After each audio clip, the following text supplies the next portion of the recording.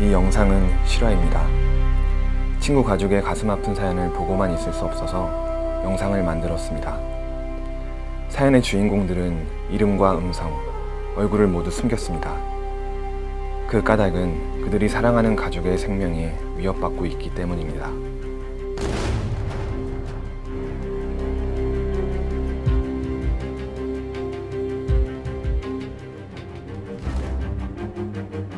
저는 우리가 행복한 삶의 기본이 가족이라고 생각합니다. 생활 속에서 가족과 늘 부대끼는 저로서는 잘 모르고 지나갔을 그 진실, 가족의 소중함을 깨닫게 해준 건 바로 이 친구.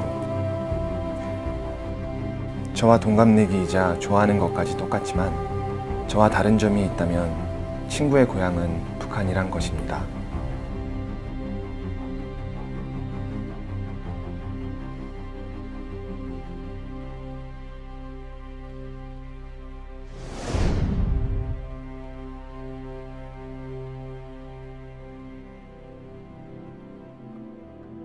세상에서 가장 끔찍한 폐쇄 사회, 북한을 탈출하는 일에는 정말 큰 용기가 필요할 겁니다. 제 친구가 북한을 탈출한 건 3년 전 겨울, 친척 한 분과 함께였답니다. 중학생밖에 안 된 소년이 발각되면 목숨이 위험한 북한 탈출을 하다니. 저 같으면 무서워서 용기가 안 났을 텐데요. 그런데 한국에 온 지 몇 년이 지났지만 친구에게는 아직도 어두운 그늘이 있습니다.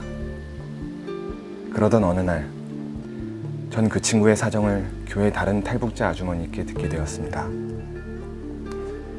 제 친구가 북에서 나올 때 함께 오지 못한 친구의 어머니에 대한 이야기를 말입니다. 기자회견하고도 한 3개월 동안은 그냥 이렇게 보이버에서 데리고 다녔다고 그러더라고요. 복잡한 상황을 잠깐 설명드리죠. 제 친구의 경우 어머니가 먼저 탈북해 한국에 정착했습니다. 그런데 북한 당국이 친구를 이용해서 한국에 정착한 어머니를 위협했죠. 어머니는 아들을 보러 제2북을 감행, 북한 당국에게 남한 흑색 선정용으로 이용되었다고 합니다. 그러다가 어느 날 갑자기 사라진 어머니. 친구와 가족들은 어머니의 신상에 뭔가 안 좋은 일이 벌어진 걸 예감했습니다. 지원 관리소에 갔다. 다시는 영 이제는 남 올 것이다. 완전 이제는 관리소에 가서 뭐 죽든지 아니면 영영 남 오든지. 결국 남겨진 아들. 제 친구의 안전을 염려한 친척 한 분이 그 친구의 손을 붙들고 탈북하게 되었던 겁니다. 자기 신변도 위협을 느낀 데다가 어머니는 잡혀갔어도 아들만이라도 남한에서 자유롭게 행복하게 해주고 싶었던 거죠. 영화처럼 스릴 넘치는 친구 얘기가 갑자기 너무 끔찍하게 느껴졌습니다. 현재 북한을 탈출한 사람들의 수는 3만 명. 그래서인지 그 중에는 한국에서 다시 북한으로 돌아가는 경우 제 친구의 어머니 같은 사례도 생기고 있죠.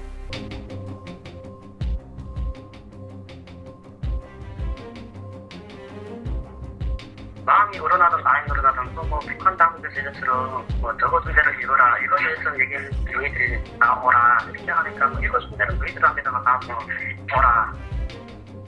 그래서 뭐 로봇이에요 이것처럼. 마음이 우러나든 안 나든 뭐 알아서 해야지. 나는 그 사이에 안 하면 안 되거든. 그러니까 했죠.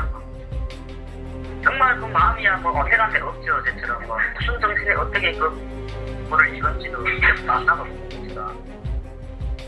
그렇죠. 저도 만약 제가 또 입장으로 생각해 본다면 만약 그렇게 전화가 와가지고 아니면 뭐 가족이 자식이든 전화 와서 내가 꼭 돌아왔으면 한다고 안 오면 그쪽도 위험한 건 마찬가지니까. 그러니까 그렇게 얘기를 하면 저도 혹시 마음이 흔들리지 않았을까. 그렇다면 가족을 데리러 중국을 통해 다시 북한에 간 분들은 어떤 운명을 맞게 되는 걸까요? 이미 그 취조 단계, 고문 단계는 이미 다 넘어섰고, 그리고 솔직히 그 당시 고문해볼 것도 없이 뭐 100% 정치원 총수가 괜히 죄수들한테 뭐 남순 좋다는 소리만 굳이 해야 뭐 지도 좋을 것도 없으니까. 네, 다시 북으로 간 제2북자들은 처음에는 남한의 흑색 선전을 위해서 이용되지만 북한 당국이 이용 가치가 없다고 판단하면 어느 날 갑자기 사라지거나 총살된다고 합니다. 제 친구의 어머니처럼 말이죠. 자유와 풍요의 땅에서 살고 있지만 북에 두고 온 고향과 가족이 어떻게 그립지 않겠습니까?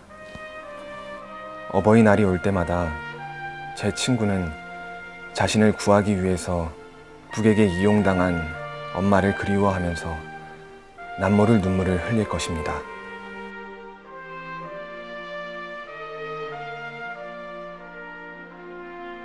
지금 이 순간에도 북한 당국의 반인륜적인 공작으로 인해 고통받는 탈북자 가족이 있습니다. 우리와 한 핏줄인 그들의 아픔은 곧 내 가족의 아픔입니다.